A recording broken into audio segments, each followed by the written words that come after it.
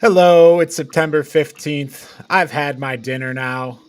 This is the S Rank Media Club Live. Hang out with us for some live podcasting and our famous segments.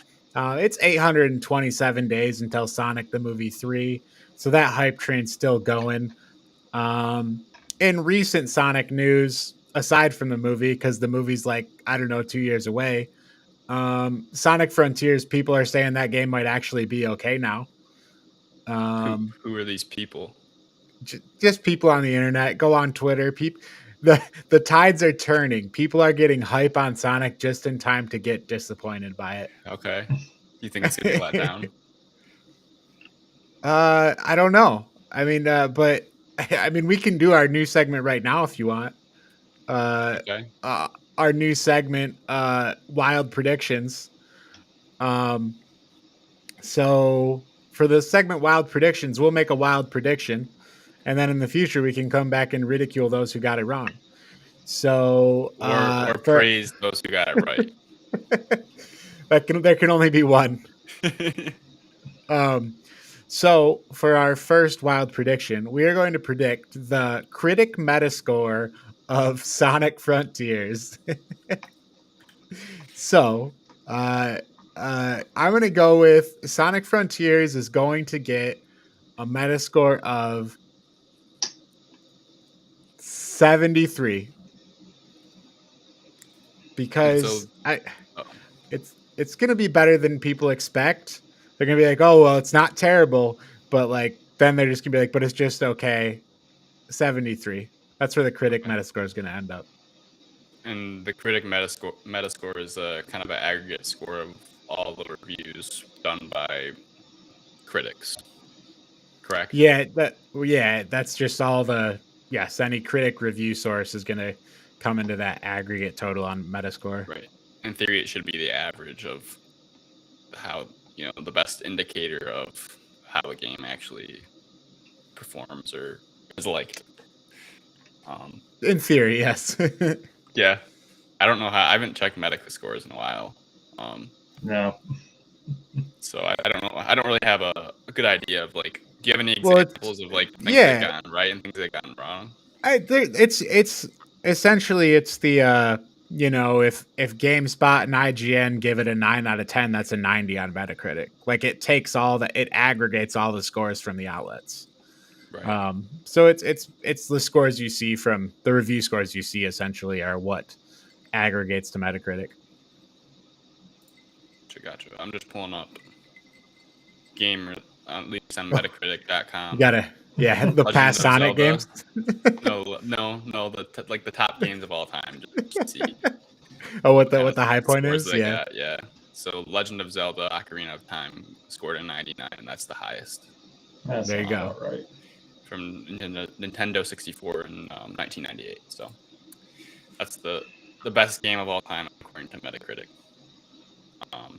But yeah, for me, the more footage I watched, it didn't, I don't know, make me want to play it anymore. It still seems kind of gray and bland and Yeah. unpopulated to me. Yeah. But I did notice they put a few more biomes in, which I guess could help. But More I don't know. interesting, right? Yeah. What are Yeah, they're having like zones essentially that are seems like they're gonna play like more Sonic like, I guess, like Sonic levels. Kind of right. like Mhm. shrines would be in Zelda Breath of the hmm Wild. Um, the only, I guess, the only part of the game I'm interested to see a little more is the kind of the combat mechanics or the fighting mechanics, because it seems like he has some new ways of fighting. I know there's that Mhm. a clip of him like you can run around something and it like you create a loop and then it does some Right. damage to the enemy or stuff like that. So Yeah, and that's like a hard one to tell without actually like just experiencing it. Yeah. Mhm. so I don't know. Is Sega, they're not, are they known for their combat? I feel like they have some combat games, don't they? Or Well, no? this is Sonic Team, so I'm That's trying to true. think if they've made anything like that. No, I mean, really, your past. It's probably like past Sonic combat, and whatever new stuff they've come up with is what you're looking at. Right. Okay. I guess I'll make a prediction of. I don't think it's going to be that great. I'm thinking 65. Okay, what did I say? 73? And I think Quinn, you so. said 65? Yeah. Yeah, I think I haven't seen any hype, but I also haven't been online as often as I usually am, so Yeah. could be missing it. I But guess, I guess we should clarify the rules of our game. I think Price is Right's probably an outdated game at this point. It's the 2020s. So we'll just go whoever's closest as opposed to being over makes you lose. on either side, Yeah. higher or lower. Got Yeah. it. I still feel like Price is Right is still like the preferred show of choice for anyone staying home. That's a sick. 1900s game. You don't disrespect Bob Barker like that. Well, He'll beat you up. It's Drew Carey. That's classic right there, though. So Kudrow, where are you at on the Sonic Frontiers Metascore? I don't know. I mean, I haven't watched any updated footage of this just because You don't care. Yeah. I really don't. I haven't played a Sonic game since I was a kid. So, and I mean, Well, although Colton will make Sonic sure to put a definitely note next to it. Next to your Sonic Metacritic definitely if you played like. a very noteworthy part of my childhood, though. Admittedly, I have fondness for the early 2D platformers. So you're thinking like a 90? No, I don't think so. I mean, everything that I hear about Sonic, like they haven't released a good Sonic game in like 10 years. Probably But more. that But also yeah. makes me wonder if it's not like overdue. If Sega's actually gonna finally, with the trying something new, maybe they. Yep. 90. I mean, even if it's not like game of the year quality material, maybe at least it's like solid. So 90. I feel no. I'm gonna say 80. 80. All right, we got Kudrow at 80. All right, well, it's like average like an 8 out of 10. Game's got its flaws, but it's I was not just gonna too say, bad. when was the last good Sega game? Like really good Sega game, not just Sonic, any but Sega? Yeah. Oh shit. I don't know. Aren't You're the gonna say Yakuza Fantasy Star? Fantasy Star Online 2001? Yakuza? That's them.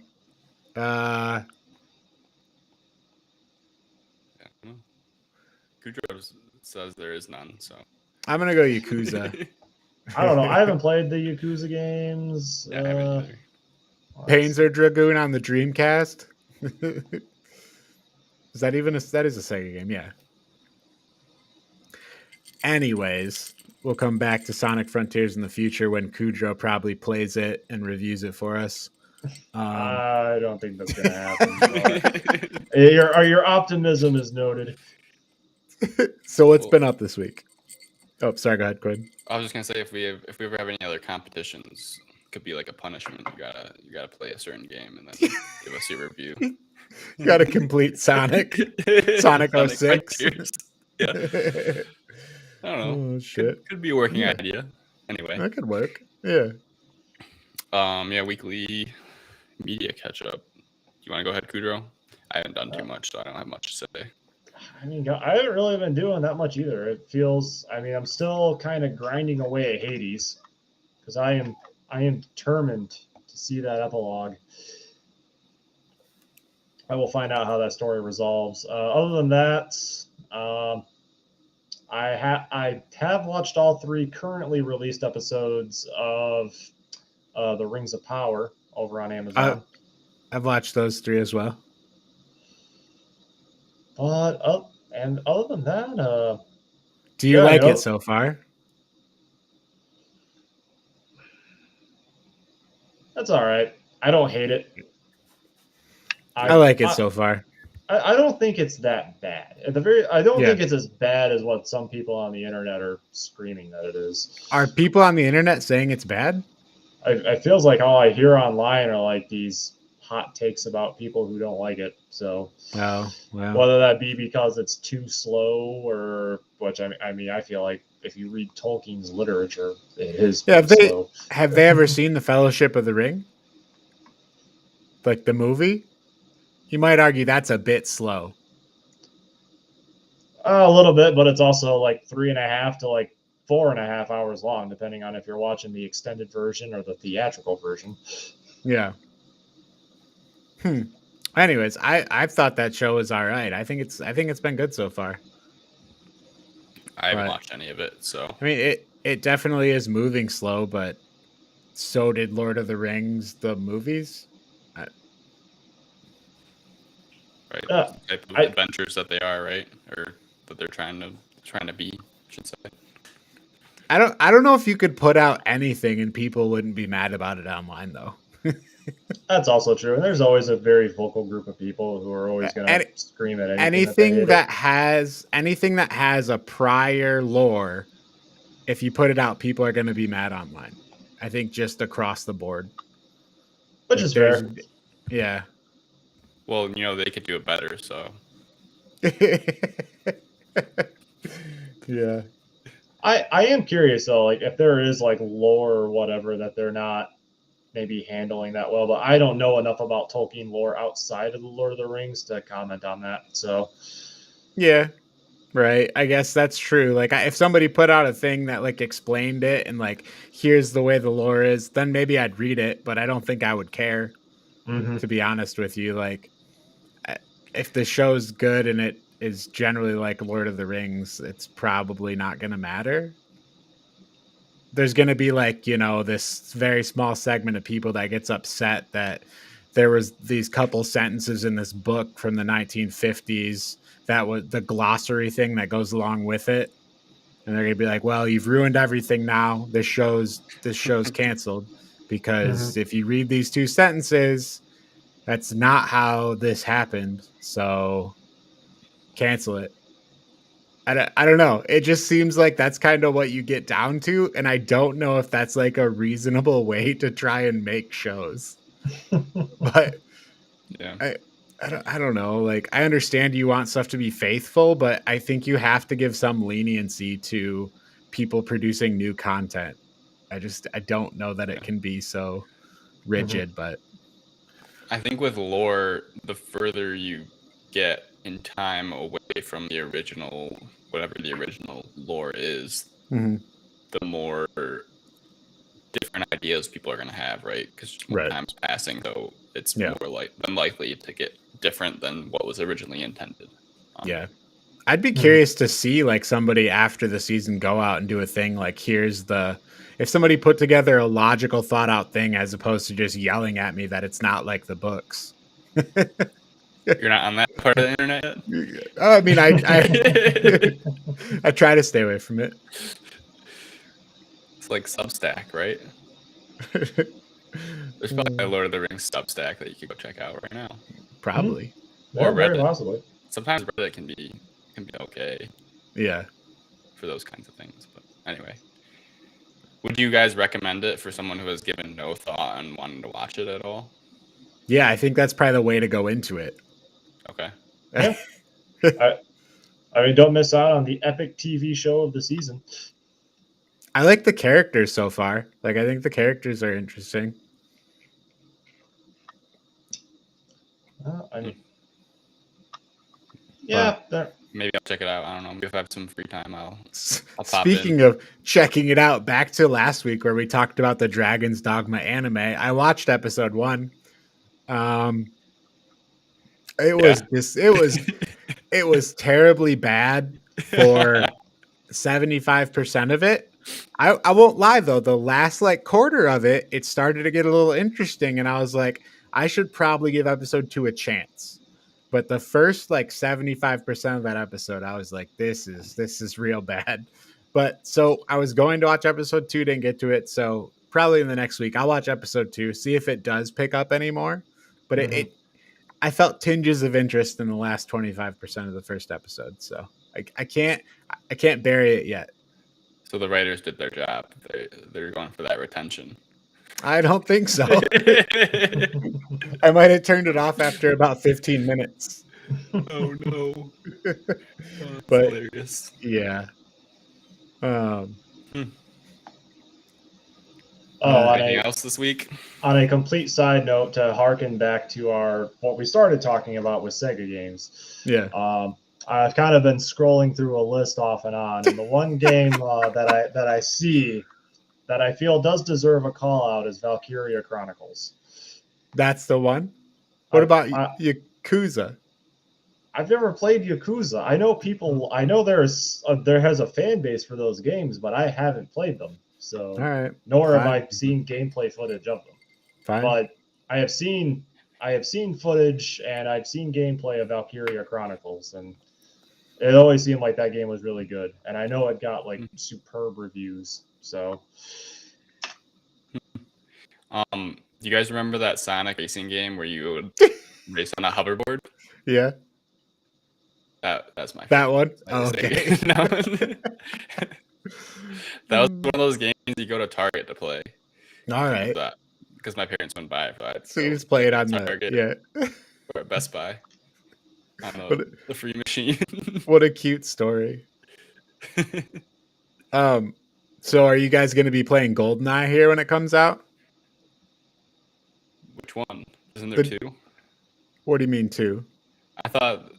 I swear I heard that Xbox is making one as well.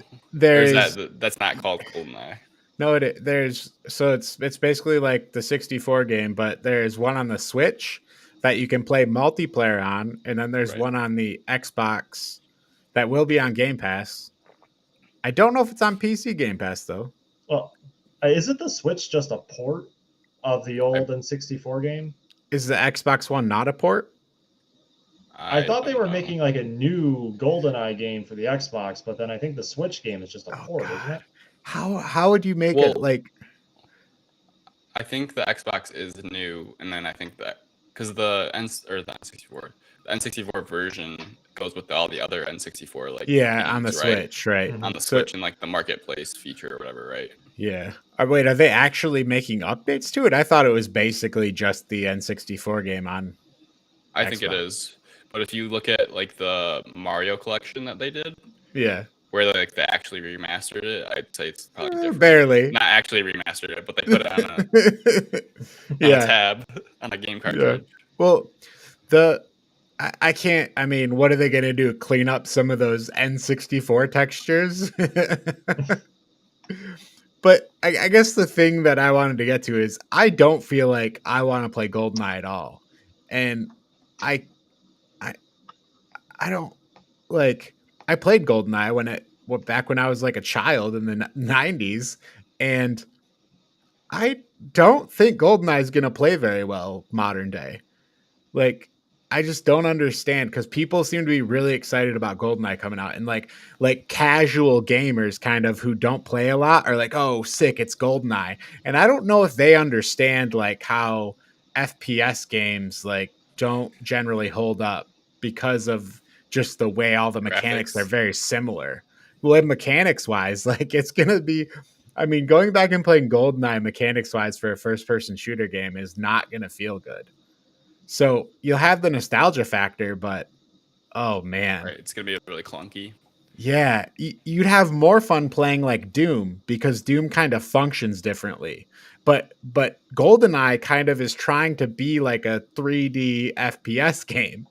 Right. So I just I don't know, man. I don't know. I think they're going for the nostalgia. I'm interested to see like the reactions from people. Like if people are like, "Oh wow, this isn't what it felt like 20 years ago." 25 years ago.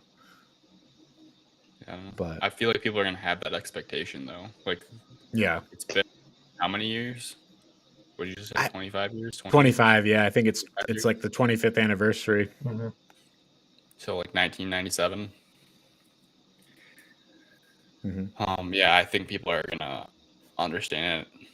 I don't think you can be upset. Like, if anybody gets upset, you just be like, "Well, duh." Well, I don't think they'll be upset, but I think there'll be like this like realization, like, "Oh wow, this is not what I remember this game feeling like." Gotcha. And like you play it for like 20 minutes, and you're like, maybe I'll go play some Call of Duty. Right. I got you. But I don't know, man. Maybe it would be fun. Well, speaking of first-person shooters, there's a new one that's in like public beta that I was playing. It's called Shatterline. which is like it's supposed to be roguelike game. Okay. So some like PvE Okay. game mode, and then there's also like a PvP game mode where you can play like deathmatch and hardpoint and the payload mode. Yeah.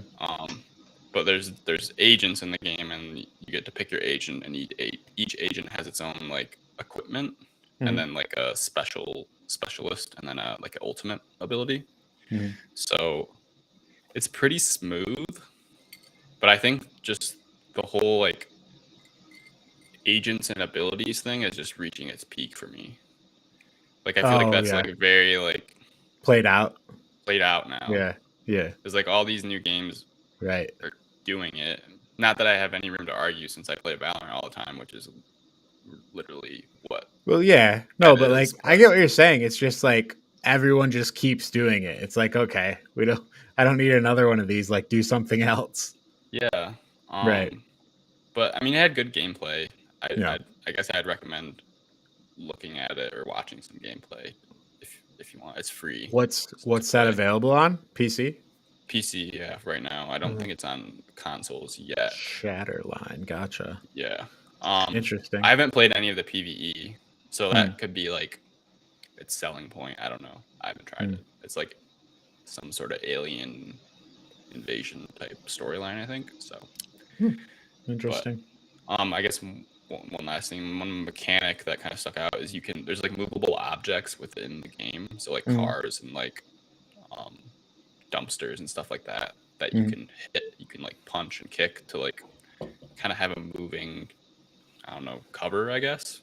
I gotcha. Which I think is like a unique aspect that I don't think any FPS shooters have done, of my knowledge. So I think that could be something pretty unique. Gotcha. But yeah, anyway, check it out. So with the cover, does it play like a cover shooter kind of? It plays like Call of Duty. Oh, okay. But can you like duck into cover and like lean out of cover and shoot? No. Okay. It's run, slide, usability. Gotcha. Aim down sights, shoot. Yeah. Yeah, it's pretty simplistic. I think the different, I don't know, abilities are kind of cool. I think they'll probably balance and obviously add new agents and then, monetize it for the free to play model, obviously. So right. Yeah. Gotcha. It reminded me of that Splitgate game. Not the gameplay, but like how there's kind of like a slight hype about it, and then like I think maybe a lot of people will play it and then it'll just die. But who knows? Yeah. Did you guys see the Nintendo Direct at all? No, lists. Did see footage of the next Zelda game though. Oh god, because you're British and you weren't allowed to watch it. Tears of the Kingdom. That's what it was. Yep. Yeah. Did you see that? That's why they couldn't show it, because it's called Tears of the Kingdom, and she just died. I did think that was kind of ironic, but Anyway, sorry I cut you off. No, that's all right. Did you guys see the meaty 1:30 trailer that showed, like, I don't know, 10 seconds? He's a skydiver now. Yeah, yep. I'm really excited for Zelda, but man, was that like a trailer with nothing in it, which they don't have to show anything, right? Like, they're on top of the world. They're like, fuck you, you'll buy it. Right. I mean, that was one of the comments I saw. I was like, yeah, right. I watched it. I'm like, well, that didn't tell me shit. And I'm like, you know what? They don't care. They don't. Like, we got the best selling console that we released like 7 fucking years ago. Right. I think people had the expectation that they weren't going to be shown anything, because I saw multiple things where it was like, oh, I thought we were just going to get a release date, and then they got like some big gameplay. Which we did get a release date though. I mean, May 12th, 2023. Right, so, but we didn't get Metroid Prime, which I want. I want to play Metroid Prime, and I want them to fix the controls so I can play it on a modern controller. That's what I want. What do you mean? What's wrong with the controls? It's got this weird function where you like the way it works with the C stick on the GameCube for Metroid Prime, it doesn't feel like moving around in a typical 3D environment. It's got like this weird like in between style before that was all kind of settled with what's the best way to do it. So it'd just be really awesome if I could. It's probably not what'll happen though. You'll probably have to play it in that old style and it'll be. But rough. Gotcha. I'm interested in playing Metroid Prime again though. And they didn't show that, but who knows? Mm-hmm. Yeah, the main thing that I saw. Yeah, me neither. But I was just gonna say I didn't really notice any other big things from the Nintendo. Yeah, Direct. I watched the whole thing, and the joke is they showed like 6 farming games, which is true. They did. And like they showed a new Fire Emblem game, which doesn't look as interesting as Three Houses. So, but. Well, can you blame them for the farming games? Like, no, it's not. Well, some of those aren't even Nintendo. I don't know if any of them are actually Nintendo. They might all be third party, but no, they probably sell. I was gonna say because the portability, like that's like a mega focus for them is probably games that people can play anywhere. Sure. Yeah. No. It's fine. It's just that there's a lot of those. But yeah, for me, it was like the Zelda game, Fire Emblem. Those were the ones to see. The rest of them are farming games. Harvestella looks maybe interesting. It's like a farming game, but there also seems to be like JRPG elements to it. It's a Square Enix game. Didn't we talk about the trailer to that? Yeah, we did, because I was kind of interested when I first saw it. That one there's a demo available of that one. I'm thinking about trying to play the demo. Maybe I should. You should. Do it. I should. Yeah, let us know how it is. Because right now, I don't think I'd play it, but maybe you'll change my mind. I don't know. I'll try. We'll see. Well, now he's going to try and enjoy it to make you play it. Yep. There are many things that Colton enjoys that I wonder how he enjoys them. Wow. Personal attacks today. That is. Look, I'm just spitting facts. All right, your take is trash. Okay. All right, hot takes before the reviews. Anyway, should we get into our reviews? Or you guys got any other important stuff from the last week? Nope. All right then. What do we got? We got Lara Croft Tomb Raider with Angelina Jolie. Is it Jolie or Jolie? How are you supposed to say it? Jolly? Bruh, it's not Croft with a K. What is this, Mortal Kombat? Hold on, I'm fixing it. Oh, did I put Croft with a K? It's Mortal Kombat, bro. Yeah, it's the Mortal Kombat. That's hilarious. There we go. We're all fixed up now. No, wait, it still says. Yeah, but now it's on YouTube forever. So that's okay. We'll cut that. It shows how dedicated we are to our goal of ranking all the video game movies. Like, right. Yeah. We're living with these movies. We're understanding them. I should open that up. Actually, we're seeing them when we're sleeping. Like it's invaded our lives. It's important stuff. It's very important. I would say. Yeah. It's yeah, it's mega important. Are we ready to do this? Yeah. Let me pull up my notes. All right. Let me pull up my. Notes. Would you mind introducing it? Yeah, that's fine. I can do it. Okay. All right. What number is this? Is this 6? 1, 2, 3, 4. Yeah, this is 6.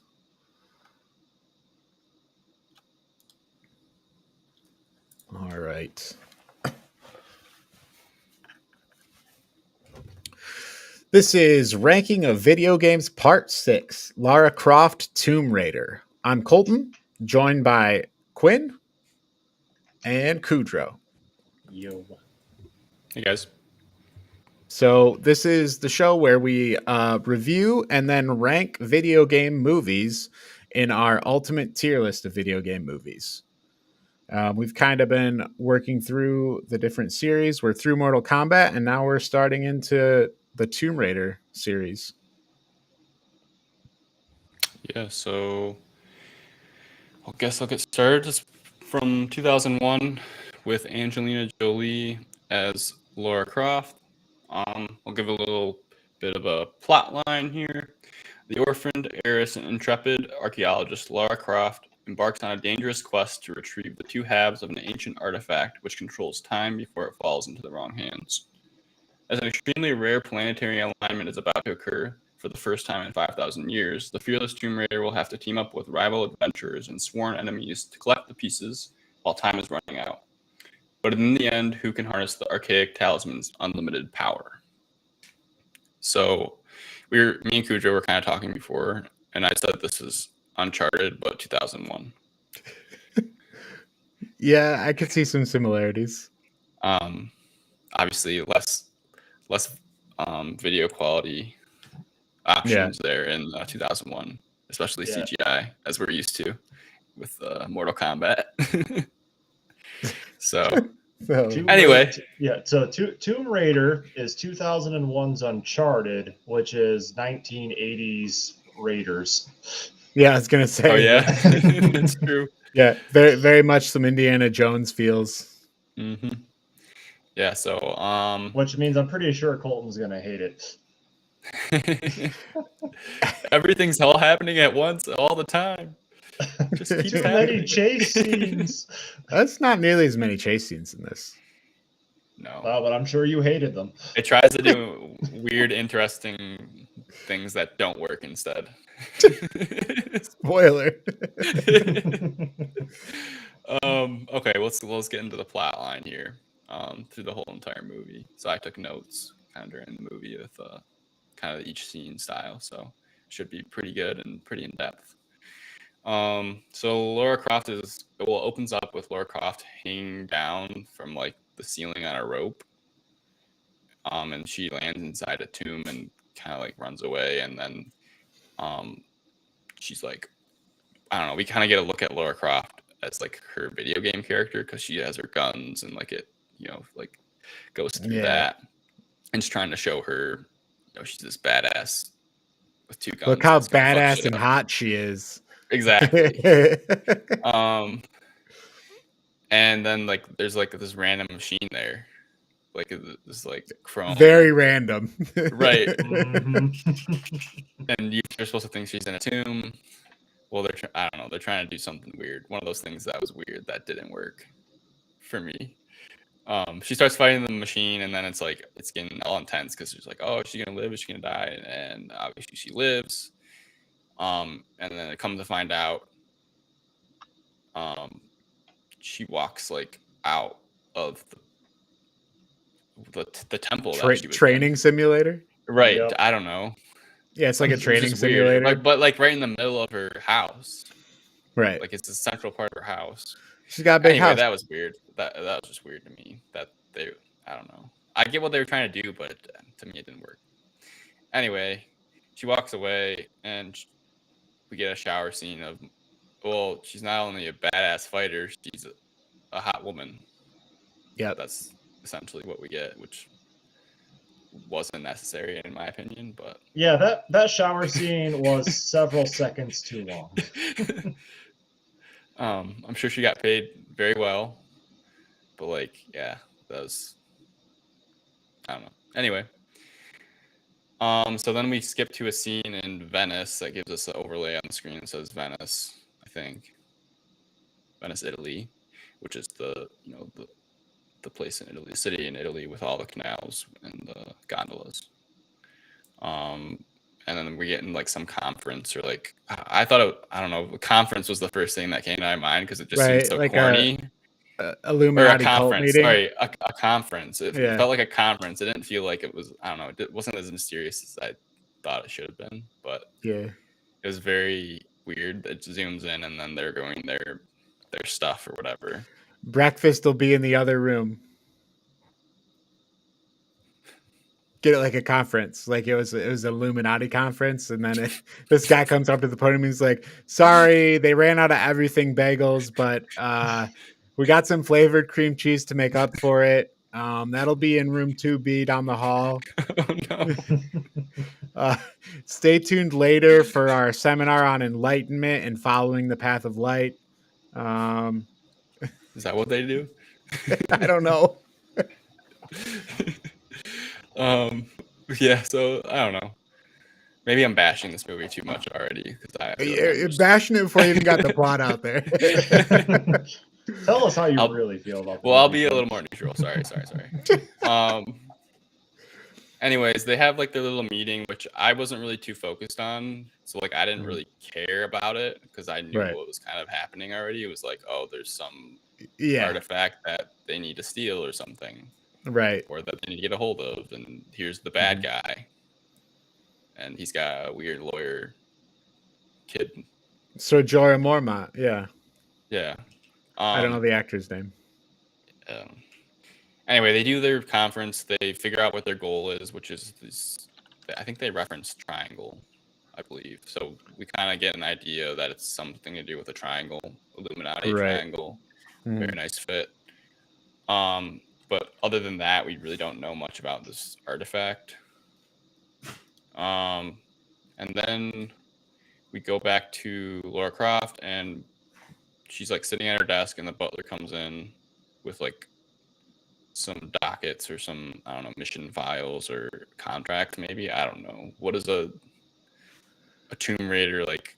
Is that like an archaeologist for hire or what? I don't know. It's like unimportant to the overall plot. It's just kind of like, here's some things. I feel like the difference between the archaeologist, like the archaeologist is all about like discovery and like, or well, supposed to be. You're not Indiana Jones. You're supposed to be like preserving the ruin and such. The Tomb Raider just seems to plunder it, basically. Right. So, again, kind of like Indiana Jones. So like, I don't know. I felt like I was like focused on those for some reason. I don't know why. But it's just a opening scene to allude to that today is the 15th or the 15th of a month. Right. That was really weird. The 15th of a month. It's like what's wrong with the 15th? So I was like, wait, so the 15th of every month? Right. That was unclear to me if like she meant the 15th of May. They should have specified that because I thought I'm pretty sure it was just a month. Like every month, like every month on the 15th. Well, no, because like I mean, if you took a scene further, it's like you see the father's tombstone, and I don't remember the exact date, but it was May like 15th. Something the 15th. It was May 15th. So but what I don't, I'm pretty sure she just meant that. Like it was just May like 15th. the anniversary of her father's death. You're probably right. Well, we'll let that one slide. But yeah, there really wasn't like, I don't know. It didn't really tell you what was going on up to that point. Like it kind of just, you're watching things happen, like Tomb Raider things, and like, look how hot she is. Like, look at this shirt she's wearing that's really tight. And then they're like, it just like for a good half hour, that's all you got. Yeah. So yeah, we find out her dad went missing on the 15th. Come to find out, like Kudrow said, he's dead. Which is kind of alluded to. So, and then we skip to the next scene where Lara is on a telescope. No. Laura's asleep and dreaming, like about her dad. So like that was to set up the dreaming scene of like her relationship with her dad and like how they have like a really good close relationship and that their time was too short and all that. Gives Lara Croft a purpose. One thing that is interesting about the characters is that like the character who plays Angelina Jolie's dad, what's the guy's name? Jon Voight. Yeah, that's actually Angelina Jolie's actual father. Oh, I didn't know that. Yeah. Wow. Okay. So they got the real life mother and father portraying the fictional mother and father. So it's like I'll give them credit for the casting. That's a nice touch. Interesting. I didn't know that. But yeah, her dad's relationship, and he's also the dad in National Treasure. Yep. Yep. What's his name? Ben something. Little Nicolas random Cage's character. little random cutaway there, but yeah. Sorry. So after she figures out she's sad about her, after we figure out she's sad about her dad, right? We get into the scene where she's like bungee dancing before bedtime. Oh yeah, that was weird. That's you don't do your bungees before sleeping? I mean, I got mine set up in the hallway. Oh, right. Because that's Why? where I don't know. There's bungee dancing because she has that magical artifact, which she found at the beginning. Well, yeah, because she woke up, she had the dream with her dad, then she found the magical clock. The right. clock, yeah. Which she then just proceeded to bash with a hammer until she found the artifact within it. And then she went to go see this like artifact dealer who could like, hey, I can't tell you much about this, but you know who can? This shady dude. And then she shows the picture to the shady dude. And now the shady dude's like, I'm gonna kill her and take that clock. Right, everyone's out to get her because of her magical clock. Yep. Yeah, because we need it for the artifact. And then he has to end up like has multiple meetings with Powell, the bad guy. Mm-hmm. And they can't come to an agreement. And so then she knows it's in Cambodia somehow. I forget why. Yeah, so she knows it's in Cambodia because after like she gets essentially when she's doing her bedtime bungeeing, her house gets broken into by like a squad of militaristic people trying to take the clock from her. So she goes through the scene where she talks to her tech guy.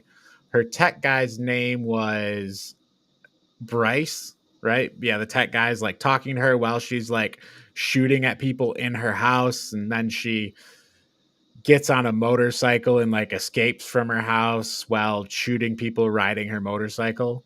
Yeah, and then she makes her way to Cambodia after that, correct? Well, technically yes, but I believe it wasn't until after she got that letter the following morning. Oh, that told her where to go. Yeah, it was like there's opposite ends of the earth. Yeah, then you got that whole backstory, the triangle of light that can manipulate time, which led to this destruction of this ancient civilization. This is like the first point in the movie where I felt like there was any idea what was going on. Like it felt very just like kind of just random things going on up until this point where it really told you what the movie was going towards. Yeah, it was very clunky up to that point for sure. Right. And it just kind of lays it all out. Yeah, so now she knows where to go from the letter, like Kudrow said. Mm-hmm. So she has to go to Cambodia, and she has to do it in 15 hours because of the planetary alignment. Yeah, there's like she's got a time clock. There's like a very like short window where you can get the triangle fragment, and it only happens every 5,000 years. Right. So something like that, yeah. So she has 15 hours to do it, and she has to go to Cambodia, and she's like, I'll just call in a favor from my old military buddies. And then no problem. Showed a picture of the military buddies for like way too long. Like it felt like they were trying to like show that we would be meeting them or something. Right. I don't know. To me, that's how it felt. And then no, they just gave her a parachute down in Cambodia. Just cuts right to her dropping with her load out. Yeah. And she's able to land in the Cambodian forest, no problems, with a big ass Jeep. But then one of the weirdest scenes I thought was when it cuts to the temple or wherever Powell is the bad guy is, and he's obviously going to where Laura needs to be as well, and all the workers are like pulling the ropes, and they're not even pulling them. They're just swinging their arms. So I was like, what is going on? It was just so weird. Yeah. But anyway, somehow they pull the wall down with the help of Daniel Craig. I was about to say, I feel like that right there is like, I mean, you see him in the shower scene later, and this dude's pretty ripped. So, I feel like Daniel Craig just did all that work by himself. Yeah, exactly. And yeah, we kind of got a taste of I think his name was West, right? His last So name was? Alex West is played by Daniel Craig, is like this other Tomb Raider guy, and then he's teamed up with Manfred Powell, who's the evil guy we were talking about before, and he's played by Ian Glenn, who I was referring to, Sir Jorah Mormont from Game of Thrones. But yeah, so that's you kind of in that first tomb is where you get your, I don't know, first real meaty dialogue. You get more dialogue with Alex, who's set up as like her rival, the character played by Daniel Craig. Right. They're like rivals, but also they have there's like a sexual tension, obviously. Right. But anyway, so he's there, and then they make their way in.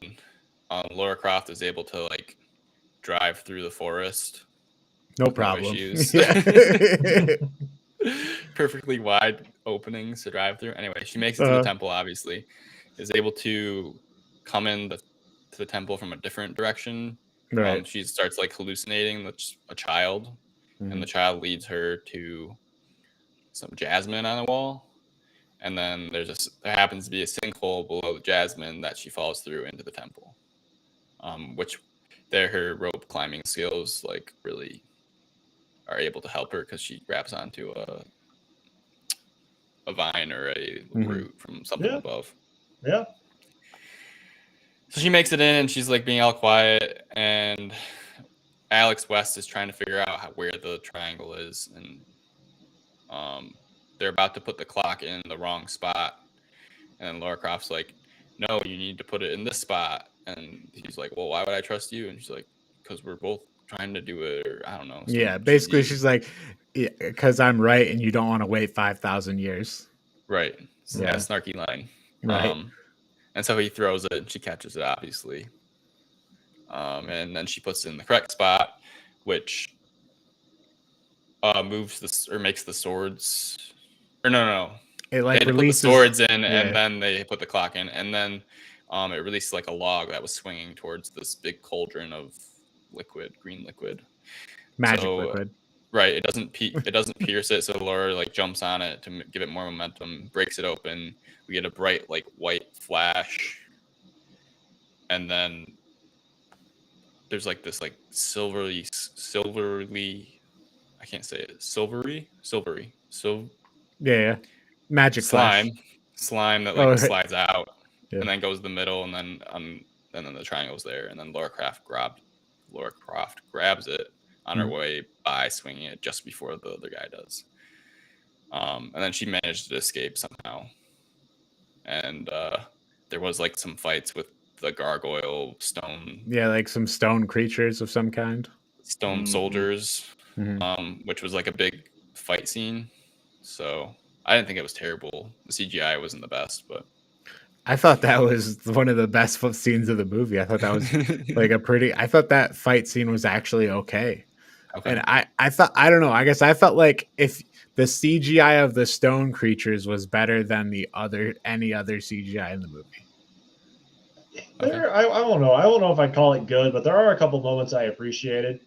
Because, like, you have, like, the moment where Jorah Mormont, like, one of the creatures throws a sword at him, so he just takes, like, one of his own men, puts it in front of him. Right.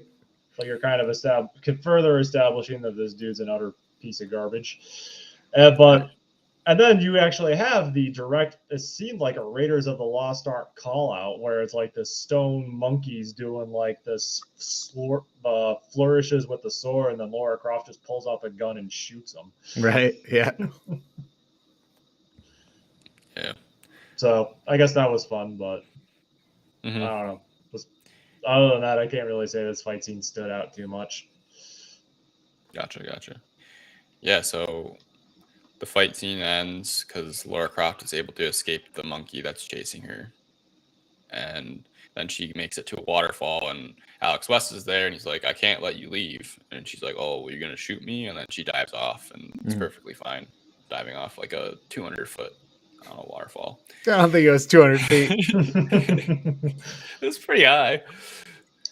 I guess it's just very fortunate that the pool of water there was apparently deep enough. Eroded enough, yeah. Yeah. No sharp rocks at the bottom of it. Right.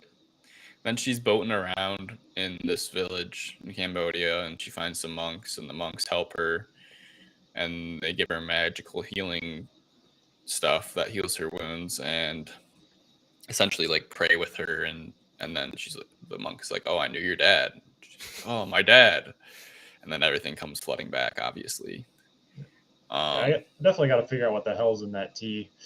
Right. So she has one piece of the artifact. So obviously Powell,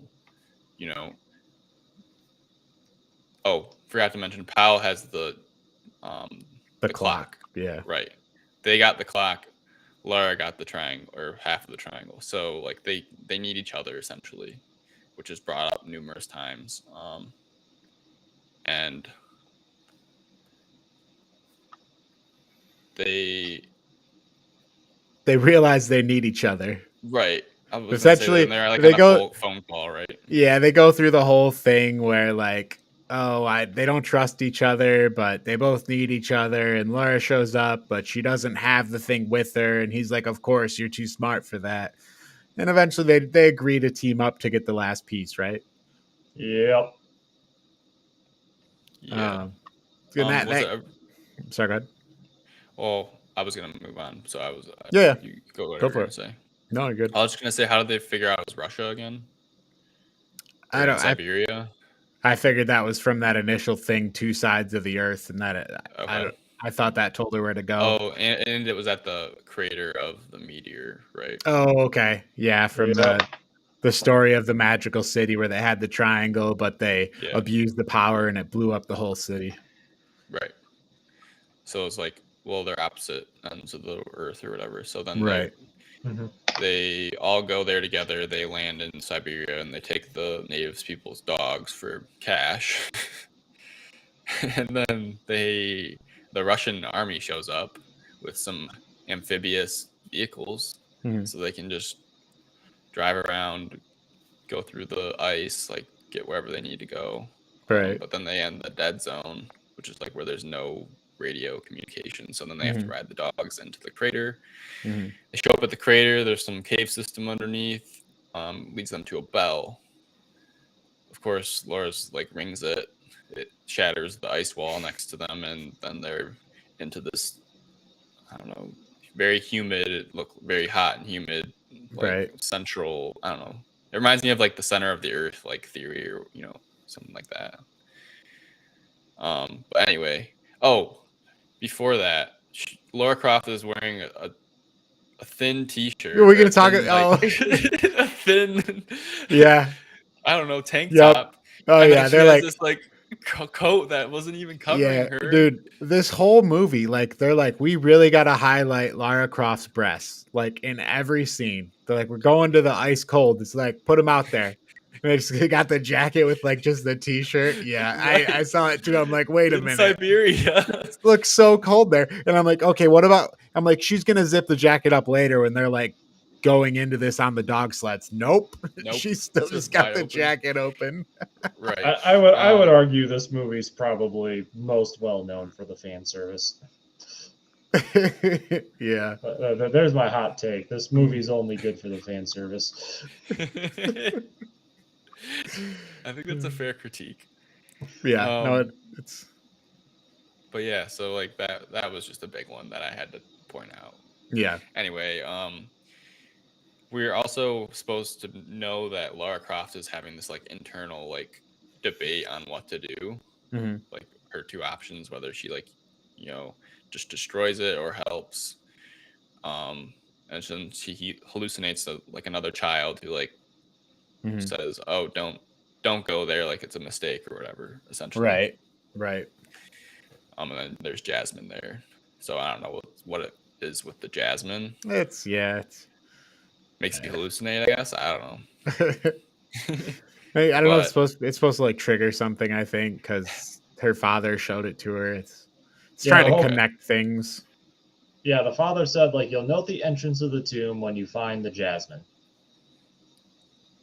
But as far as Ghost Girl is concerned, who knows?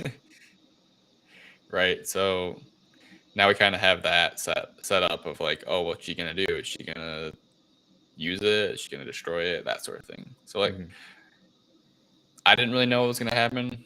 Well, it left a little bit, I guess, for me. Yeah, but right. I kind of figured what was going to happen, what happened. Yeah. So I think it did a good job in that department. But yeah, so they go in and they're trying to find the triangle again because they're on a time crunch of 5,000 years.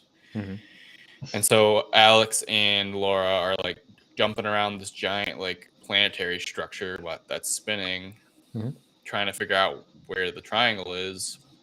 And then Laura's like, "Oh, you can trust me. Like it's literally the same scene from the beginning of the movie where they got the other one."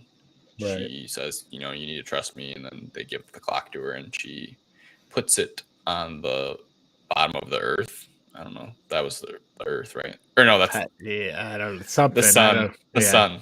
Yeah, I think so. Unless you're going with the geocentric theory of the universe. The takeaway is Lara Croft always knows the right thing to do in the right. tomb. Yeah. So then some magic happens. She gets sucked in, and then she gets popped out, and she has the triangle. Right. So then the Illuminati came with them, and the Illuminati like starts to like, I don't know. He gets really excited. Like he has a speech. He needs to have a speech for this moment as he's trying to put them together. Powell shoots him, gets rid of him. Like he was just, I don't know why he even brought him, just for funds. Well, this was like his moment. The triangle's there. Now I'm going to take over, right? He's going to become the guy in the center chair that, the leader of the cult. Oh, to me, it didn't get any like info or not info. Like, I don't know. It didn't seem like he even cared about the Illuminati at all. Like, no, he just wanted the power of it, right? So he was like using them to. Right. I'm saying, why did the leader have to come if he doesn't care about the killing the leader? I guess is what I'm thinking. Maybe I'm reading too much into it. I don't know. Yeah, I'm not sure if there was something told where they were part of it. I'm not sure.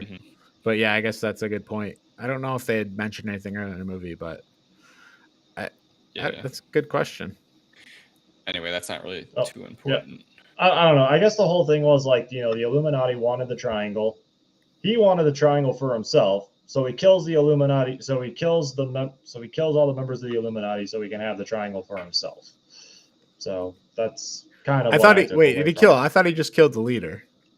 Was there other? Either way, it was just the leader. Yeah, either way, leader's dead. Yeah, leader wants the triangle. We can't have him having the triangle, so Powell kills leader, gets triangle for himself. Right, and then Powell tries to use the triangle by putting them together, and nothing happens. And as we know it, Lara Croft has just the idea for you. There's these little blobs of like floating energy that like stop time. Yeah. So we saw the dog jump through earlier, and it showed us an X-ray of the dog, essentially.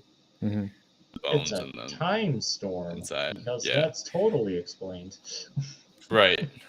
So Laura obviously thinks, we just need to throw the clock into one of those, and the magic key will pop out.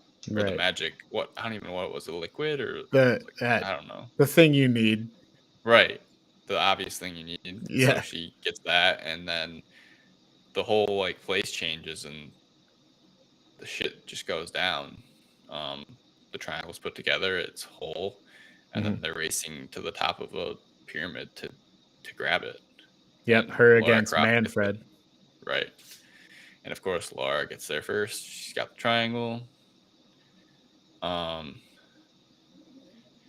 But then they kind of get talking, and then Manfred throws a knife at Alex West, that was the weird one to me too. He got stabbed, and then somehow he was unconscious, and then he was alive. It was like, how would you be? Right. Yeah. But he was getting crushed by the machine, and he got a knife stabbed into him. I don't know. It didn't seem very realistic, and I don't know. But obviously the play was, Lara has a connection to this Alex guy. Like, if something happens to Alex, she cares about him. She'll use the triangle, essentially. And so then Laura uses the triangle, right? Yeah, so Lara uses a triangle and she goes into like basically into some time storm and she sees her father and she talks to her father and her father's like uh is what it is. You got to destroy the object to save the world or whatever. So then she comes back out. She then goes back to like before Alex gets stabbed with the knife, and she goes to turn the knife around towards Manfred, but for some reason she grabs the blade to turn the knife around, which is one of the weirdest things in the movie. Why not just turn it with the handle? Anyway, she grabs the handle, so then the handle goes and hits Manfred instead of Alex. So then we've basically used the time triangle to go back in time, and after she turns the knife around, she shoots it, so it's destroyed, and she's destroyed the triangle and she has saved Alex. Um, so then they come out of that, right, and Manfred stabbed at this point, and the place is falling apart. Like destroying the triangle, I guess, makes the whole place kind of crumble down. So the place is coming down, and then everybody's leaving, and then Manfred's like, I don't know, wants Lara to come over to talk to him or something. But anyways, Alex leaves, and he's like, "Don't take too long" or something. Then she walks over to Manfred, and of course he's not quite dead, so they're gonna fight. They're both holding guns at each other, and then he says no guns. They get rid of their guns and just have some hand-to-hand combat. She ends it with a throat punch. Let's fight like gentlemen. Right. Yeah. But the whole thing was that, and I don't remember what the significance of this was, but Manfred had like the like some necklace that was important to her. Oh, okay. Oh yeah, because he taunted her with that. Right. Yeah. Then after the fight, that's what it was. Right. Throat punches him. She takes the pendant. Or the pocket watch. Sorry, pocket watch. Oh, is that what it was? Yeah. Yeah, but afterwards, like she takes that, and then we have cool sled dog scene out of the cave as it's collapsing. Right, and her father revealed that Powell killed him. So there's like also that extra rage of right. Yep. Yep. Yeah, like Kudra said, her sled's destroyed, but she can use her feet as skis. So the sled dogs take her out of the cavern as it explodes, and then we're back at the house. We did it. Yeah. No XFAC. No nothing. Just we're back at the house. So and she's dressed as a lady. Oh, right, of course. The white and dress. Everybody's shocked. I shouldn't say dressed like a lady because it's offensive. Well, apparently the movie's definition of a lady. Yes, right. The movie. That's what the movie was trying to tell you. Thank you, Kudro. But yeah, so I mean that's pretty much Tomb Raider, right? Should we do our hot takes at the beginning? Should we do our hot takes now? Just do it now. Just let them rip. All right. My hot take is that this whole movie wants to present to you how sexy of a character Lara Croft is, but the sexiest character in this movie is actually Alex West. That's my hot take. Did you see that shower scene? Did you see how ripped Daniel Craig was? I mentioned it earlier. Yes. I know. I couldn't. I was worried you were onto my hot take. I already told you my hot take is that this movie's for the fan service and nothing else. Right, but you're saying the fan service of Lara Croft. I'm telling you the sexiest character in this movie is actually Alex West. Okay, you clearly don't know anything about fan service because fan service can be catered to both women or men. It doesn't necessarily have to be sexy ladies. No, but the fan service would be for the character Lara Croft, right? Like that's like the thing with Tomb Raider. Except that's also with Daniel Craig when you get like this naked shower scene. Yeah, I don't think so. I don't think that's like fan service from like the point of like what Tomb Raider is.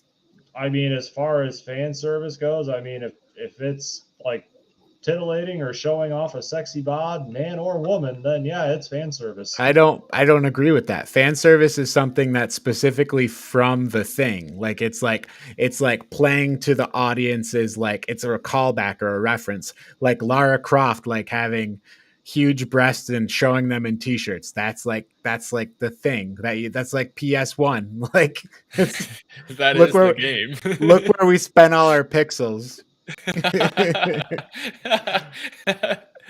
Spend all your pixels. Anyways, that's my thoughts on it. But you're wrong, but okay. What's your hot take on this movie, Kudrow? I already told you this movie is fan service. That's the only part of this movie that really makes it worth watching. I'm gonna give that hot take a rating scenes. I'm gonna give that hot take a rating of weak sauce. And coming from all right, what I already gave my fan service, and you're just sitting here confirming it. Like if I'm an E, you're definitely an F. No, I just think that it's like not a hot take that the movie Tomb Raider was gonna have a lot of fan service in it. I feel like that's like obviously the movie Tomb Raider is gonna have a lot of fan service in it. I mean, okay, I've never played a Tomb Raider game. Obviously, like we know the standard, and we know the standard Lara Croft outfit of like the tank top and short shorts, and we definitely got that. But then when you have the further combination of like shower scene, dropping the towel in front of the butler with like showing off quite a bit of like Lara Croft's side boob. Yeah. And then we have, this is you already pointed out, Daniel Craig, ripped taking a shower. Lara and aforementioned Lara Croft taking a shower. It's like I can't, because if I'm looking at the plot kind of sucks. And and the action scenes are pretty mediocre. So I really can't think of a reason to watch this movie other than to look at the attractive bodies of a couple of half-naked people. Whether that be Angelina Jolie, Daniel Craig, wherever your preference lies. All right. Well, Quinn, do you have any better hot takes than that for us? I don't think so. I like how you're dueling. It's very we're pundits, remember? Yeah, I was gonna say. At this point, we're less pundits and more caustic critics. Yeah, I mean, I do agree with you. The plot was weak. Oh man, how many nonsensical things have I seen that always has to deal with like planetary alignment? Oh my god! And then like watching old, like what is it, 2000s, like old Disney's Hercules, where it's like the planets align and you can release the Titans. But then like the image they showed where it cut to like the planets aligning. You know what I'm talking about? Like when they were inside the thing and it cuts to this terrible image of the planets like aligning. It did not feel good. I did not feel like I was in space. Yeah, so I guess we'll go through things here. The sound and score of this movie. The sound mixing and stuff, fine, whatever. Like the action sounds, I didn't have any issues there. The score of this movie. Holy shit, did they want to be the Matrix? I like the weird 2000s like electronica-y stuff going on. Like I felt all the like the action scenes they were trying to like kind of be like the Matrix. Like to me, I'm thinking like, oh, okay, you wanted to make a Matrix soundtrack and you did a bad job of it. So are you telling me you didn't like the electronica thing? No, I thought it was bad. It's like they were trying to be. It's like because the Matrix does that really well, but I feel like in this movie, I'm just like, what? It just doesn't. I don't know if it's just mediocre electronica I'm listening to, or just the way it's used. It did not sound good. It didn't feel good at all. I thought the music in general I did not care for in this movie. I didn't really notice the music. At all. I don't know. I wasn't really paying attention to it. I haven't watched The Matrix enough times to know. The music that stuck out to me was like the electronic stuff, and it was towards the action scenes that came up a lot. And then like through the middle, it like switched styles and wasn't any of that, and then it came back towards the end too. So, kind of have to agree with Quinn on that one. Like the music didn't stick out to you at all. Yeah, it just like blended into the background. Like I typically only notice music if it's like egregiously bad. If it's like so out of sync with the scene, or if it's like amazing. And this one was none of them. I wouldn't say I don't think it was egregious, but I didn't think it was good. Yeah, so cinematography. They really want to just make Lara Croft look like a badass, and there's so many. They're obsessed with like these close-up action shots of everything she's doing, like over and over again. Like they're always like zoom in on her grabbing that vine, zoom in on her leg while she grabs this thing. Like there's so many of these like zoom in shots, and that along with they just want to force every scene to make her look like a badass, like just all the time. And I feel like it just starts to come off as like forced, like they're like forcing it so hard that it just like becomes like I'm like I don't believe you, essentially. Like it just feels like they're trying to force it. Yeah, I can understand that. Although she is the name of the game, remember that. Yeah, i I get that they want to try and make her a badass, but it just feels like they try so hard to force it that I'm like, okay, get over yourself. Like the Gotcha. motorcycle scenes where it Oh just yeah, God, that was they bad in the garage where she does like a what, like a 360 or 180 on the yeah, moving motorcycle. yeah. Yeah, I admit that might be a little egregious, but I don't know. I wasn't really getting that vibes from any other scene of the movie. Well, and maybe a little bit of the sled dog skiing, but Yeah. I mean, other than that, I didn't think anything was that egregiously bad with the action. I mean, Lara Croft is a badass. I mean, you plot. I mean, you play the games like you do badass things in there, and they're translating that to film as well as they can. So I A little bit of suppose. pushback. Yeah, I mean, I something about it comes off as like just so in your face that it's like they're I treating me believe like it. I'm dumb. Like, Oh yeah. oh, look at how cool and beautiful she is. Did you see last scene where we showed you this? I mean, other than the That's a good movie point. taking every opportunity it can to show us Angelina Jolie's figure, I Right. mean, I definitely. I mean, I would agree at the very least with the way the action scenes are shot. They're not shot in the best way. I didn't have, But like I thought the scene, the first of the two triangle tombs, the first one, I thought that was the best scene in the movie. I thought the dialogue was good. I thought the action worked. I thought the stone creatures worked better than any of the other things in the movie. wait, hold on. Are Um, you telling me that scene was better than Daniel Craig's shower scene? well, Well, I it's mean, got that's you there. are we calling that an action scene? I mean, and I mean, I think Angelina Jolie. I mean, like when you looked at Laura Croft, she gave him the once over. The eye up, eye Yeah, down. There was right. some action occurring. I do think the best actors in this movie are Daniel Craig and Ian Glenn, the Jorah Mormont guy, Mhm. Manfred Powell. Yeah. Um, it's like, and I guess this movie, like, it's not that I watched it, I'm like, oh, this is unbearably terrible. I'm just like, this is very generic. You're just it's generic. It just focuses on like how hot Angelina Jolie is, and it's like, okay, just talk in your sexy whisper voice, but just do that all the time for like the first 30 minutes. Everyone she talks to, she's like, okay, but do it in like a sexy whisper now. And like that's just the first fucking 30 minutes of the movie. Yeah. uh, You know, but complete tangent. Complete tangent. But did anyone else ever get like any Batman vibes when they were like doing the scenes in the mansion? I thought that they're trying to do like a sexy whisper thing. Well, Um, the reason I bring up Batman in this because it's like rich, rich action hero with dead parents, yeah. something of a sassy butler, Mhm. and apparently like a tech god. That's true. I That's didn't a good think point. about that. The vibes I did get though were Bayonetta. Like I felt like Angelina Jolie's character and like just her demeanor and the way she was walking and carrying her guns. Like I the thing I got most was like she kind of is acting like Bayonetta. And I haven't played a ton of the old Tomb Raiders. I've played the newer ones. Um, but yeah, I that was just something I picked up on. I Gotcha. don't know anything about Bayonetta, so I can't confirm one way or another. Me either. I don't. All I know is she's a Smash character. That's pretty good. You're not wrong.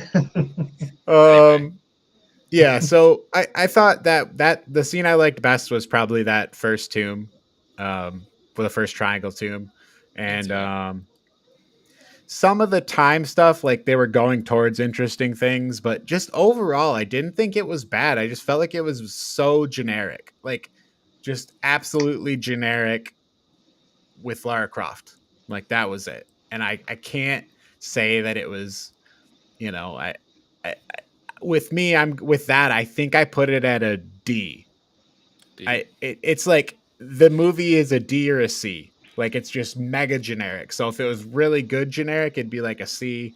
It's not. It's got a lot. So I think Would the you D. say double D? Wow. Wow. Oh my gosh.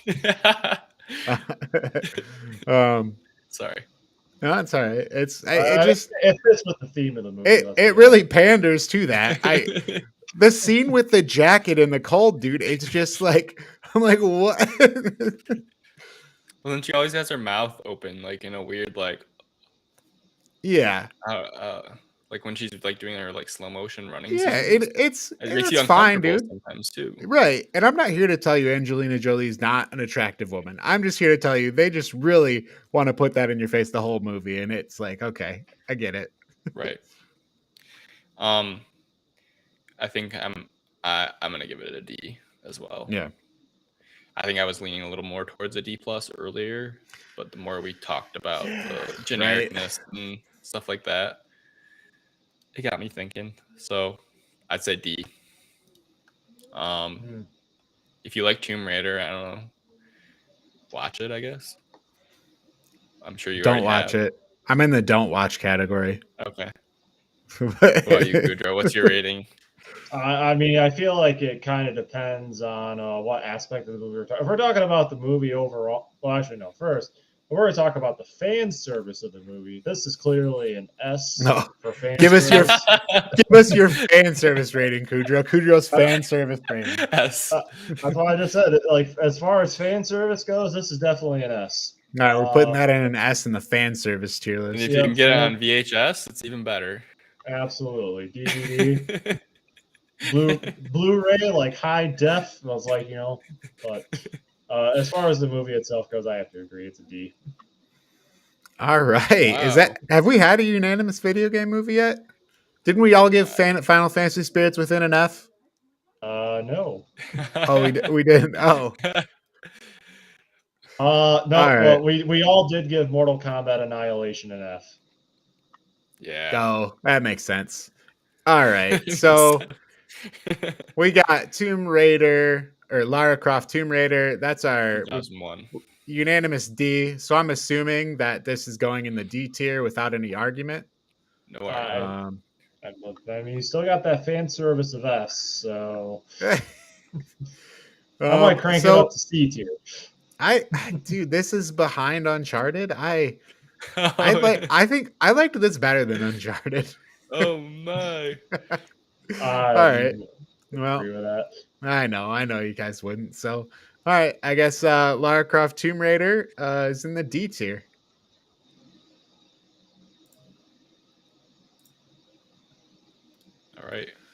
All right. Let's bring in our other guest here, Josh. Hi, Josh. Hello, Josh. Hey guys, what's up? Do you have any hot takes on Lara Croft Tomb Raider?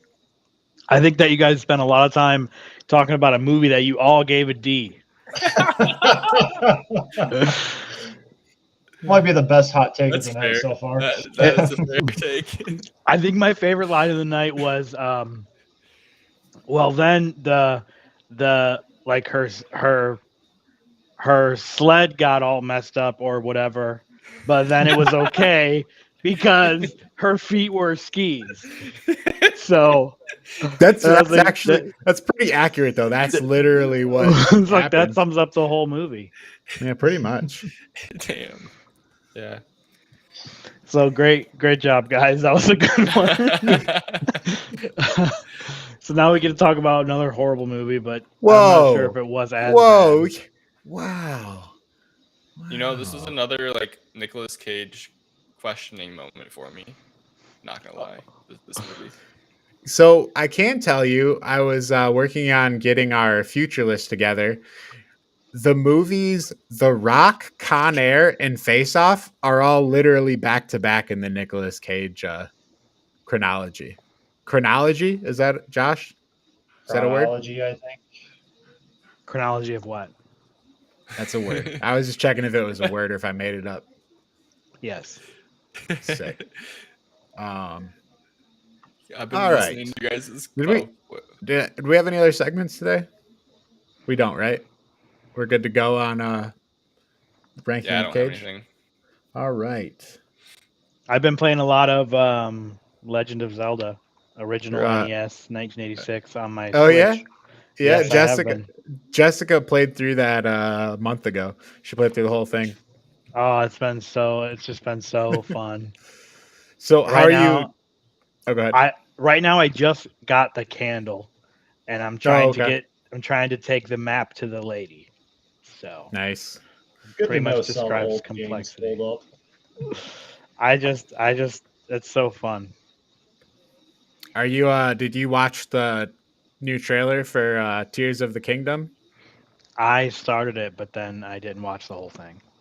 It's only 1 minute and 30 seconds. Okay. I was distracted by something else, I think, but That's all right. There's not much to see there. Yeah. When does it come out? July? May. Okay. Yeah. We get to it. All right. Yep. Getting my stuff up here. So we got ranking of Cage, episode number. That's a great question. 7. 8. I lied. All right.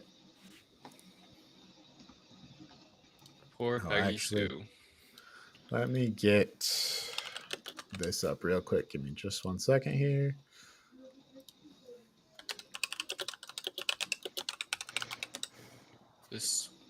Wait, Colton, isn't it Peggy Sue got married, not is getting married? Wow. I think Cujo's right. He is. This is the second flub of the night with subtitles. I'm sorry. We are on it, guys. It can just be like a running thing that we do. Well, no. Until we do it and forget, and it's just up there. The thing with this one was I was struggling to figure out what this movie was called. I knew it was like somebody's getting married or something like that. I couldn't remember her name. Peggy Sue something. Well, to be fair, this movie's pretty forgettable. So wow, just. I don't know. I think that Nicolas Cage's performance was totally annoying. It was horrible. His voice was like he's intentionally talking in his like I'm a Peggy Sue. I love you, and he's over. Everything is over. It's just horrible. It makes me cringe. Yeah, it's disgusting, but it's at least kind of entertaining. And it doesn't have any other redeeming quality. It's pretty entertaining. I wouldn't compare it to Dustin Hoffman and Rain Man, but I would say it's on that track. All right, let's intro it. This is Ranking of Cage, Part 8. Peggy Sue got married. I'm Colton, joined by Quinn. Hey guys. Kudrow. Yo. And Josh. Hey guys, it's a secret to everyone.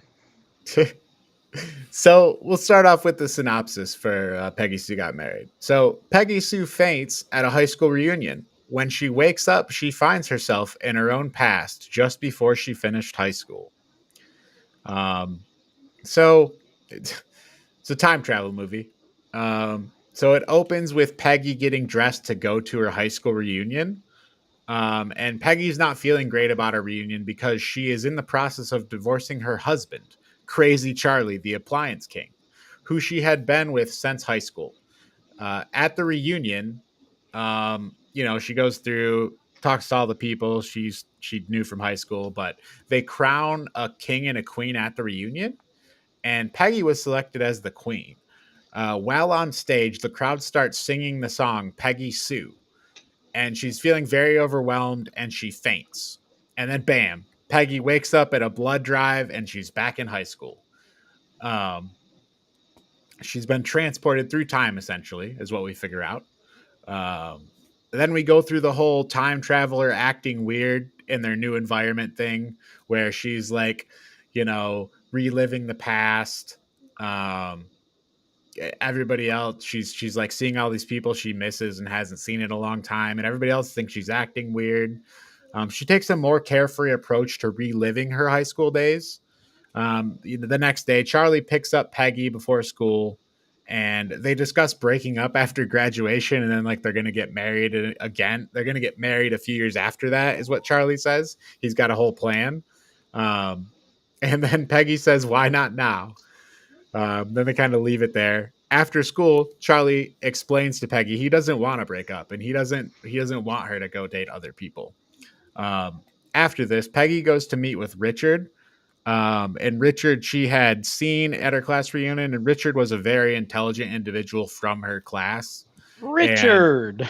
And in the future, he had invented things and became very wealthy. Peggy tells him that she traveled through time, and she tries to convince him by knowing about his blind grandfather, who inspired a future invention he made that she read about in a magazine. And next, we have Peggy going to a party with Charlie, where Charlie performs with his a cappella group, and we find out Charlie has dreams of becoming a music star. After this, Charlie tells Peggy she is the only girl for him forever, and in the car, Peggy tries to have sex but gets denied. And this leads to a big fight the next day. Following this, it doesn't really tell us how long it's been, but there's one night Peggy's out and she goes to talk to Michael, who's a cool guy in a jacket that rides a motorcycle. And we saw Michael earlier in the literature class, and he was being very passionate about literature, and it seemed like Peggy was interested in him. He's clearly a beatnik. There you go. So Peggy goes on a motorcycle ride with Michael because she sees him out at the cafe. So she talks to him, then they go on a motorcycle ride, and they have some kind of passionate experience together out in the wilderness. Then, following this, Charlie confronts Peggy about acting weird recently and the whole Michael thing, and goes on a rant about how cool he is. Peggy tells Charlie it's over. And then following this, Peggy's out at a club with Michael. And at the club, first of all, at the club, Michael brings up moving to Utah with him so he can write and she can take care of chickens. And there's also this other girl, and polygamy's legal. And Peggy says, I'm not going to do that. Peggy has no interest in doing that. But also at the club, she sees Charlie performing with a different group. And she's never seen him perform with this group before. So the next morning, she goes to find Charlie and tells him that she saw him performing. And she's like, "Here, I wrote you this song to use." And it's a Beatles song that she has stolen from the future. So Charlie then suggests eventually that what if I change some of the words? So he takes a classic Beatles song and tries to change the words. Then after learning about, I guess, so they don't get back together. They're like broken up. And after learning about their breakup, Richard suggests that Peggy marry him instead. Peggy refuses and states she doesn't want to marry anyone. Following this, Peggy goes to see her grandparents, who earlier we were told that they were not alive in the future. And then from the grandparents, when she gets there, we get right to the message of the movie of thinking about what your time means to you and what you value. After that, Peggy's describing to her grandparents that she was a time traveler. And then just so happens her grandpa's part of some weird cult. So she goes to a cult meeting with her grandfather where they perform some kind of ritual. They claim they're going to send her back to her time. And then while performing the ritual, Charlie shows up, steals Peggy away, proposes to her saying he's going to quit singing. And at first she's upset. But then Charlie shows her a locket, which is a locket she had in the future. And it's the pictures of the two of them as children. And then she has a change of heart.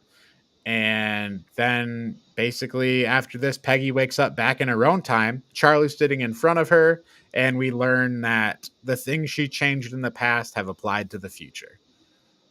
And that's Peggy Sue Got Married. Yeah. So, what did you guys think about this one? What kind of hot takes do we got for this one? You must be exhausted after that description. You might want to take a couple sips of water after that one. Thanks.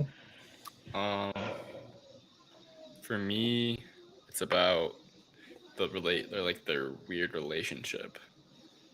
Like I feel like they're trying to play between Peggy Sue and Charlie. Charlie, the crazy appliance king? Yeah. Like she's this like older woman, obviously. Right. And she's manipulating him essentially. That's what it felt like. Yeah, like I guess she was just terrorizing this kid. There is some manipulation there. I feel like it's like trying to present to you like somebody with the knowledge and experience of being much older being put in the position of a teenager, like where she's sneaking alcohol. Like right. She's like, you can't tell me what to do. I'm an adult. No, right. I just thought that aspect of it was over. No, that's a good point. She is kind of manipulating people.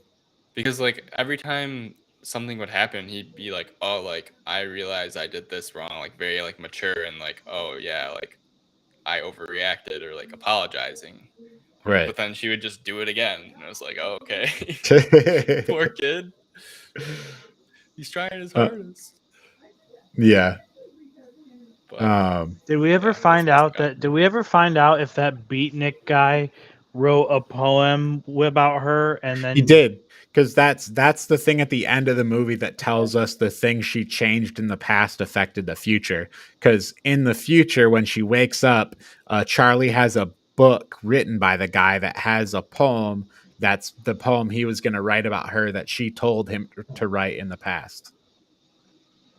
Yeah, I guess there's kind of two ways of looking at that, though, right? Because, I mean, one, it's like, what actually, that whole sequence she was having, like, actually, she did go back in the past, and now she's kind of living in a slightly different version of the present. Or, she simply lied to her friends earlier in the movie and actually did sleep with the guy, and we're still, status quo. Oh, you're saying like she lied previously, and yeah, because like she made mention to her friends like at the reunion, she's like he was the one guy I wish I had slept with back in high school, and so but now it's like, oh well, she actually did, but she just didn't want to admit it. Oh, I think it was like clearly stating to us that she had altered the future. I think that was what it was telling you, because it was like clearly pointed out that it was written by that guy. Well, it was. Well, what I'm trying to say is, basically what I'm trying to say is like, the events as it happened in the dream are like pretty close, like, mm-hmm. At least as far as that particular event is concerned. But then why both sequences?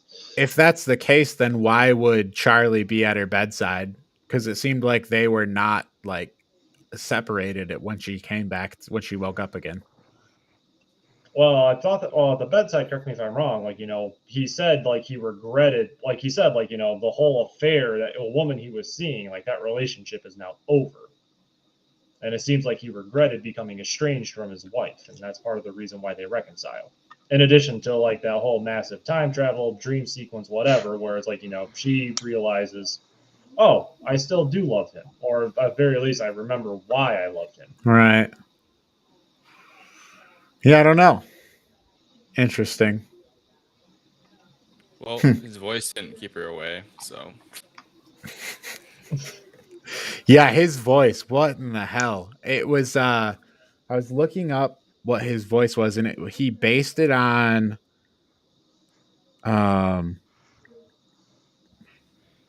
it was some, I can't remember what it was. It was something I was not familiar with. It's like the stereotypical, like, why I oughta. They kept saying that too. Yeah, so the why I oughta. So that was one of the Three Stooges says that. But right. But I was looking on the internet, and EnglishGrammarLessons.com says the expression "why I oughta" originates from The Honeymooners, an American TV show airing between 1955 to 56. The two feature characters, and it says that one of them would say "why I oughta" when he got angry as an empty veiled threat. So I don't know if it's that, or supposedly one of the Three Stooges says that too. So I don't know. That sounds right. It's Jackie Gleason. That's the Honeymooner. That's a Jackie Gleason statement, I'm pretty sure, from the olden days of comedy, the golden days of comedy, the mid 1950s, best comedy ever made, 1957. I guess so, but because they kept referencing that, and I was like, what are they talking about? Because I've heard that before, but it was sort of kind of a second golden age for comedy in Hollywood as well. Yeah. Yeah, we had great shows like The Honeymooners, and then of course I Love Lucy and Happy Days, and all these great shows that were just so fun for everybody. So I guess we can kind of talk about time period items now. So there's that. Then there's when Charlie's like pulling up in his car, and there's a picture of a guy on his visor that he's clearly looking at, like a sticker of some guy. Right, to hype him up. Yeah, who the hell was that guy? I was trying to figure out. I couldn't find it on the internet. I don't know who that was. I have no idea. The song that they sang in the movie multiple times, Peggy Sue. So that's a song by Buddy Holly. Was this the first time you'd ever heard this song? Yeah. No, get out of here. Yeah. How about you guys, Kudrow, Quinn? Same, actually. Yeah, I had to look it up because I'm like, is this like for the movie? Is this like a real song? Hot take. Buddy Holly songs aren't that good. All right, nobody disagrees. I don't have an opinion because I feel like the only song from this movie is I feel like it'd be unfair to judge his entire music collection off of that one song. Well, it's kind of hard. Didn't he die in a horrible plane crash? I think so. Kind of, yeah. You know, I think soon. All plane crashes are probably horrible, right?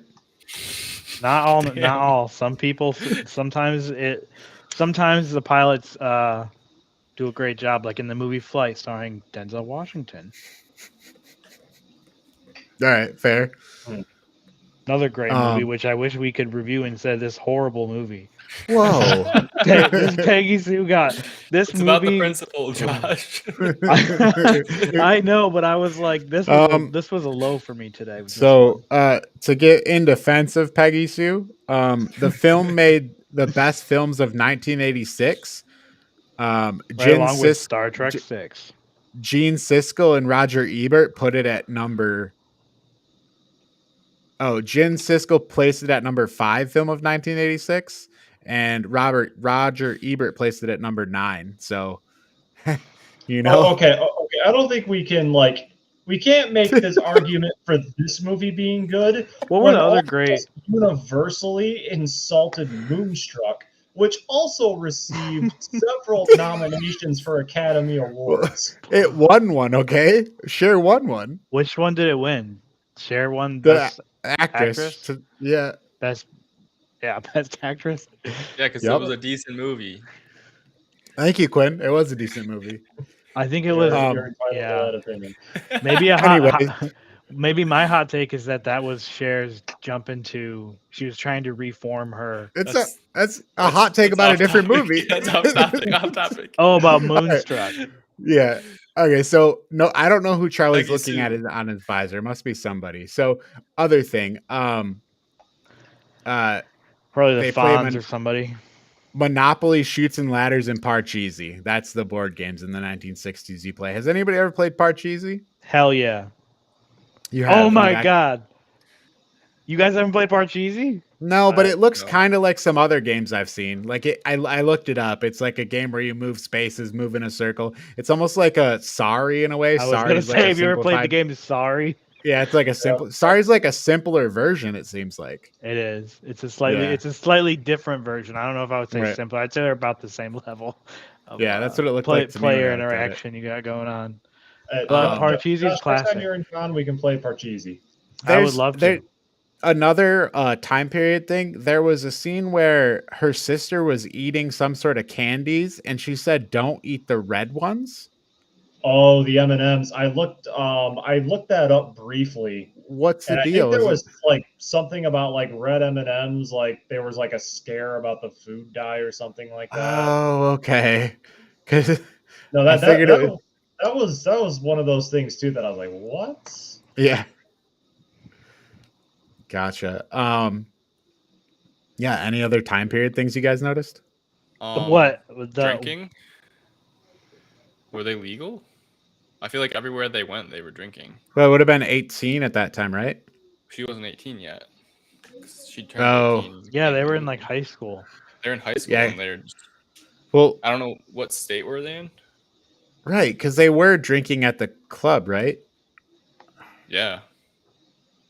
I don't know. It's a good question. Just sparkling grape juice, or I don't know. Yeah, sparkling. I'm pretty sure he took a shot. So. Anyway, yeah, I thought that was weird. That it felt like they were a little too young to be drinking. Yeah, even though her character looks like she's not in high school.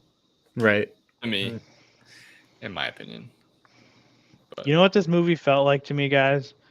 Felt like it's a 1980s version of like that 2000s movie with like Vince Vaughn and like 4 other couples, and they all go to like a resort, and it's like the same thing, but it's just like, oh, she goes back in time, and it's like now she gets to be with all these people in like a different time and explores different things, and it was really just like very trite. I thought how it dealt with the whole idea that this could even happen, and how stupid and flimsy it is that they were, especially when the guy was talking about the like how space is like a burrito and you can put anything inside it or whatever. And I was just like, at that point, I was just like, okay, man, I hear you. But it was just like, yeah, it was what's the word? Oh, another time period thing. The cult is all men because it's the 60s, so women weren't allowed in the cult. Oh, right. So that's supposed to be a sign that we're in. I don't know. The past. Well, they talked about how because the grandma talked about how she's not allowed to go, and I was like, oh, right, it's the 60s. Women aren't allowed in the cult. Like if that was a cult in like the 2000s, they would have had women in the cult. Right. What's the comparison there? What is that? Yeah. What's the cult demographics, Colton? What you got? You got any data? No, I don't have any data. What exactly was their cult? Was it like? It felt so forced. Just they go to the grandparents' house, then just like, oh, here we go. Come with me to my meeting, and it's just this fucking cult where they're like, we can send you back to your time, and then they do some weird ritual. You know what my favorite thing about that cult was, though? The hats? Is like, no. It was the fact, like, so before the grandfather and Peggy went to the cult, it was like, what does the grandma think you do with it? I was like, oh, just play cards and drink. But then as soon as they complete the ritual and Peggy Sue gets whisked off by whatever Nicolas Cage's character's name is in this movie, they'll be like, what now? Bridge? Yeah. Well, yeah, because they have to wait. Only one time traveler comes so often. Right. Yeah, they just do exactly what the grandmother thinks they do. So fantastic. Yeah. I also thought Charlie was just kind of fucking weird. Like his character was just weird. I couldn't figure out why, but I hated. I think that he was weird because the other 2 guys were weird. So he had to be weird in order to not be. I just feel like they were trying to be like, she goes back and she gets to pick between all the weird guys, and they're all the characters. They're all the male characters are just weird, but they're like, opposed to each other, like as a triangle. Sure. Or Triforce, you might say. Right. Yeah. Jim Carrey will do that to the team. Mm-hmm. Yes. Cute. Jim Carrey comes and you're like, what? Jim this Carrey? Movie, I was like, get out of here. I felt like this was so forced. Well, then Jim Carrey as the he's a dentist, and then he's like cutting up cocaine, and he's like, Oh, "This yeah. is the best part about being a dentist." Like, Right. He gets it in bulk or whatever, yeah. or he gets his dentist subscriber Yeah. prices. Wholesale cocaine, baby. And you get that dental purity. It leaves the great fluoride shimmer on the inside of your nose. So what are the memorable moments you guys have from this movie? Oh, I like the part where she drank. She just started ripping shots out of the while while she was at home. Yeah. Right. Yeah.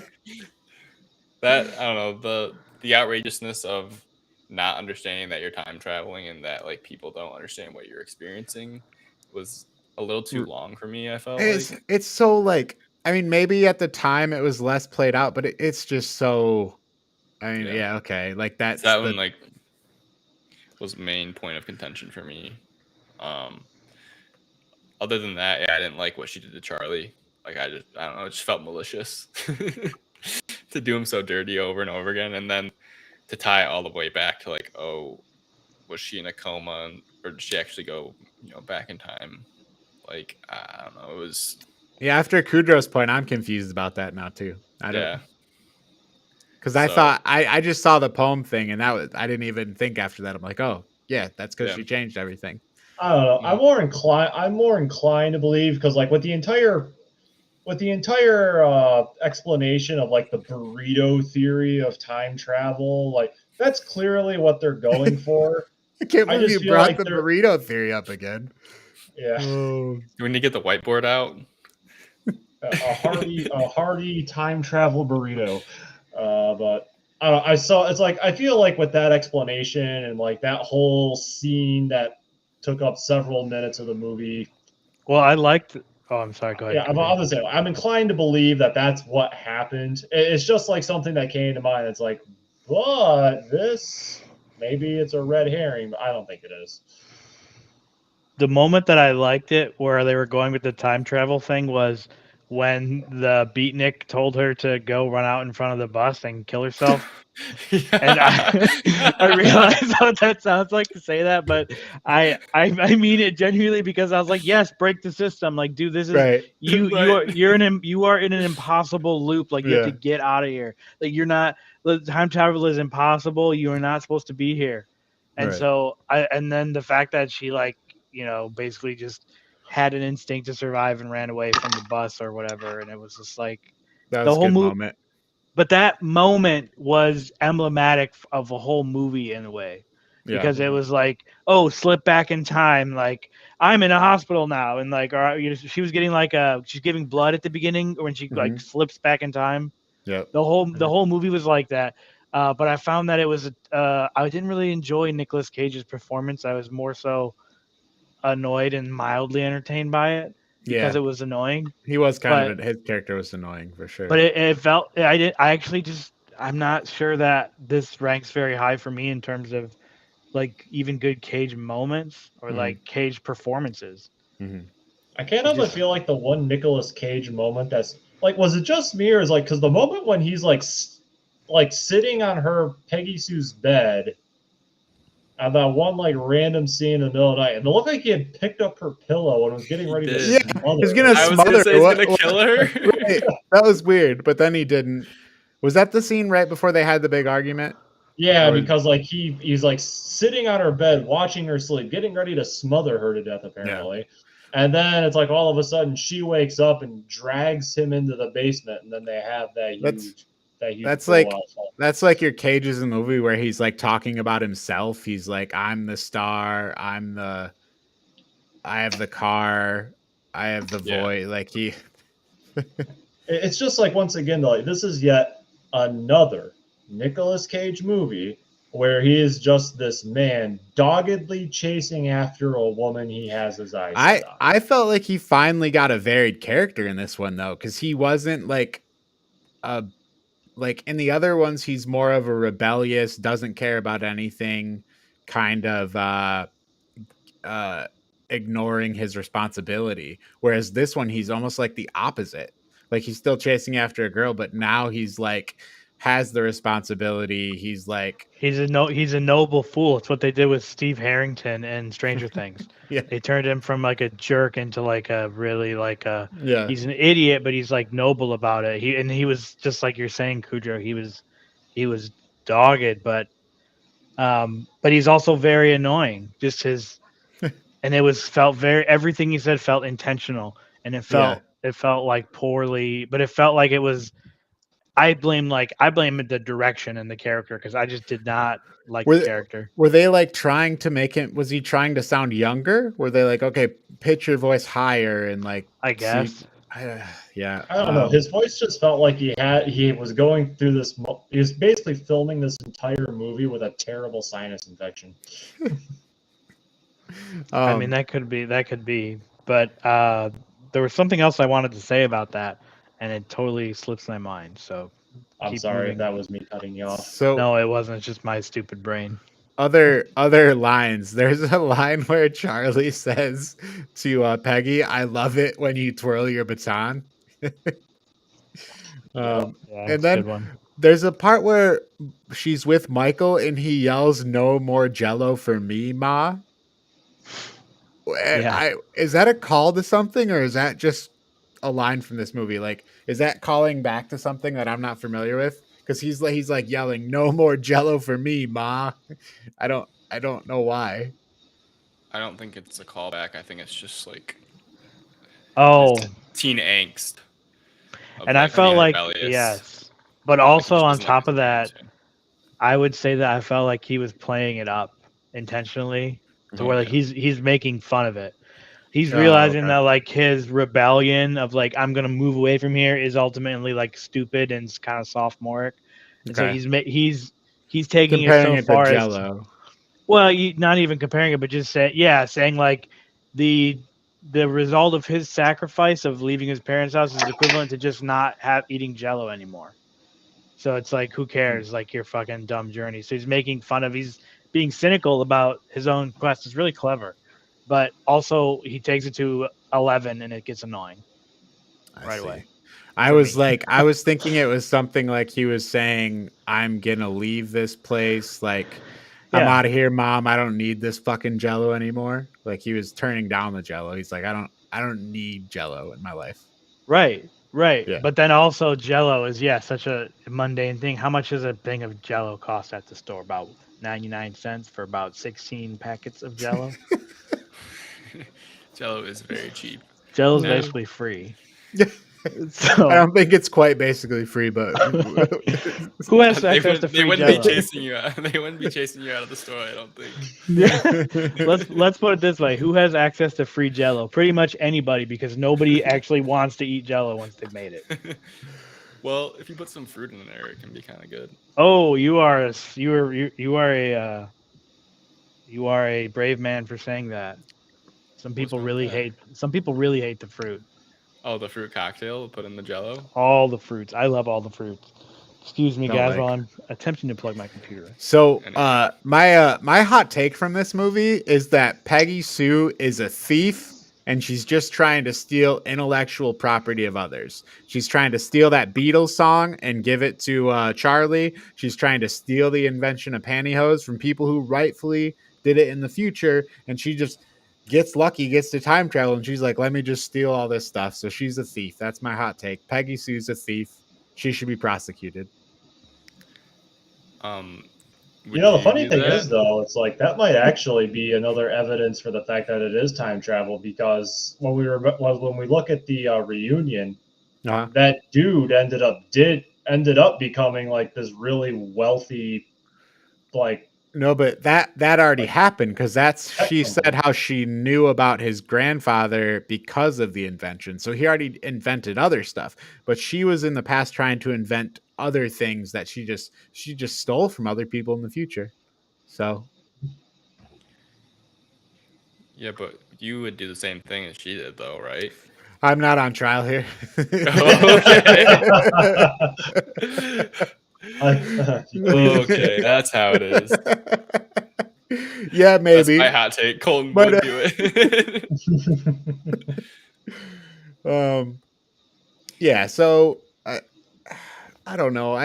this movie is okay to watch, but it's like it was almost in C territory, but then it's just not. Like it is kind of boring. It's kind of just that time travel thing, and it's like, do I really care about any of this? No. It's so I'm between D and D plus. I think I got to go D. Rankings.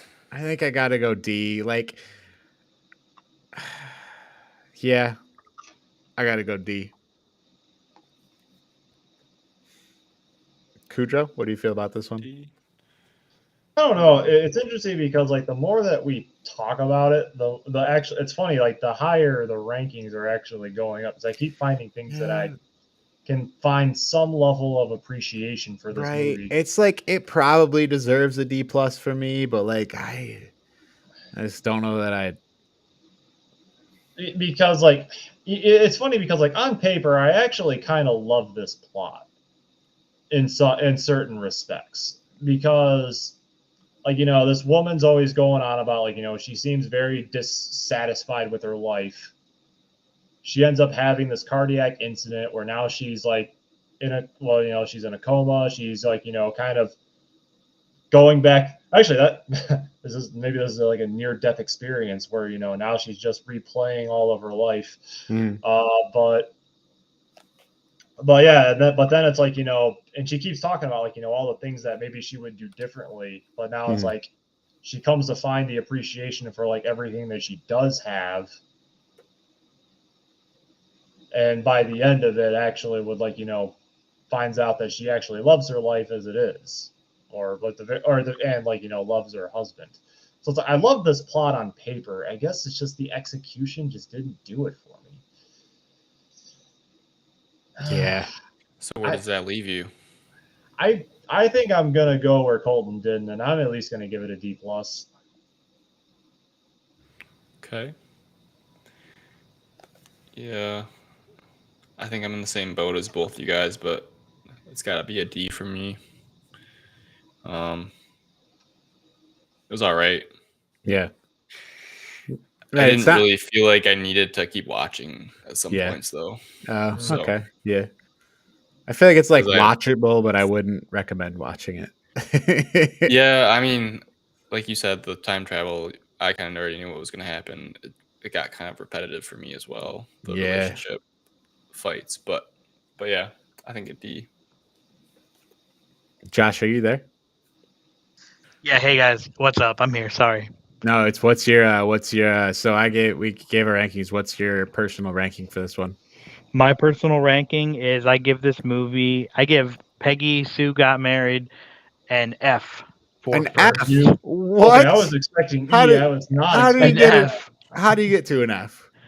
It is the worst one we've seen so far. No way. Yeah, I didn't like how it handled anything. I thought that it was so trite and stupid. I thought it was something that the directors should be ashamed of, and they should hang up their hats and quit making movies after this. My God. Okay, hold on. You're seriously telling me this is worse than it could happen to you? I do think this is worse than it could happen to you. All right, guy. So is your letter to the company on the way then, Josh? Do you send your letter? I'm going to send a letter to Francis Ford Coppola about this. Colton, I might have to apologize for my earlier scathing comments to you, because now I see they should really be directed to Josh. Wow. All right, let's get our overall. Apparently. All right, let's look at our overall here. So we got D plus, D, F. So I was thinking this thing was going to land in the D tier. I think it still may, but now we got Josh here at an F. I mean, I'm fine with being the outlier. I can tell the opinion of the group is that let's just throw it in the middle. We can talk a little about it here. So my initial thought was this thing would go in the top of the D tier above Moonstruck. But is it better or worse than Birdie? What I realized while I was trying to realize this was like Birdie is so much better than this movie.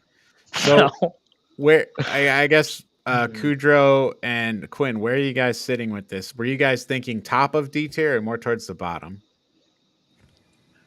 Well, what do we have here? So we have Valley Girl. I like this movie more than Valley Girl. Boy in Blue. I definitely like this movie more than Boy in Blue. But this movie made me miss Boy in Blue. I don't know. I may put it like in the middle of D tier. At the very least, I think it's better than Boy in Blue. Okay, so you okay. Quinn, where do you kind of put this one? Personally? I do think it's better than Birdie. I think I'm kind of in the middle though. I don't know if it's better than Boy in Blue. Okay. Was there one good physical comedy moment with Nicolas Cage this entire movie? Okay, you're just mad every time about, we talked. Josh is just mad about the Nicolas Cage character, so he had to really tank the rating here. I mean, to be fair, I see where Josh is kind of coming from there. We spent half of this time making fun of his voice. Yeah, I mean, if we're looking at our rankings, then I think with Josh's hatred of this movie, I think if it goes in D tier, it probably needs to go at the end of D tier. It seems like it's either the end of D tier or the top of E tier. I think it should be above E tier because I don't think it's in the same tier as It Could Happen to You. That's that movie in E tier. Okay, yeah, I agree with that. I don't think it deserves to be there. Josh, how do you feel about the bottom of D tier? I mean, I guess that's fine. Tell us how you really feel. I just really hated this movie.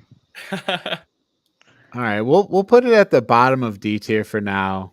We'll take a look at our aggregate ratings and see where they lay out with some of these to back check. But yeah. So D tier at this rate. Peggy Sue Got Married is in the D tier.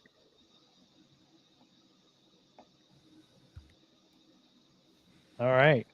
What do we have for next week? I'm ready to watch next week's already. Oh, next week. So I guess actually the question we should talk about is: are we doing Diablo yet? Are you guys ready to do Diablo next week?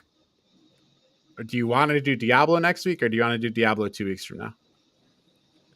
I'd be fine with doing it next week, but that's also because I've realized I don't have much interest in playing more Diablo. We can do it next week because I'll be out of town the last Thursday, and Gotcha. In September. So yeah. So do you guys want to do ranking of Cage and Diablo next week? Sure. Because the next ranking of Cage, I mean this. Drum roll. It's Raising Arizona, Nicolas Cage, Oscar award-winning performance. He has an Oscar. Yeah, from this movie, I believe. After all the people I've heard tell me this movie is good and it's bad, I don't know if I'll be able to continue this series. Kudrow's quitting if this movie's not good. Let me check. I thought he won a movie for this. What I always remind myself is that most people have bad taste, so you can't really trust anybody's recommendations, including your own, generally. Maybe it's just projection from me onto everybody else, but I don't even trust my own recommendations I give. He won 1, 2, 3, 4, 5 awards for Leaving Las Vegas. But were any of them Oscars? Winner 1996, Best Actor in a Leading Role, Oscar. For Leaving Las Vegas? No. Yeah, Best Actor in a Leading Role. Wait, what? Come on. That's what it's Academy. Yeah. I don't believe you. What? Why would I be lying? I don't like Nicolas Cage that much. Yeah, okay. So we'll do a ranking of Loot Grind RPGs Diablo next week and ranking of Cage Raising Arizona next week. Let's do it. Let's do it. So We stream this show live every Thursday at 9 p.m., 9 p.m. Eastern, 6 p.m. Pacific. You can find audio versions of our ranking shows on all podcast platforms. If you like the show, follow us on Twitch or YouTube. Subscribe on your podcast platform of choice to our ranking of shows, and we'll see you next week.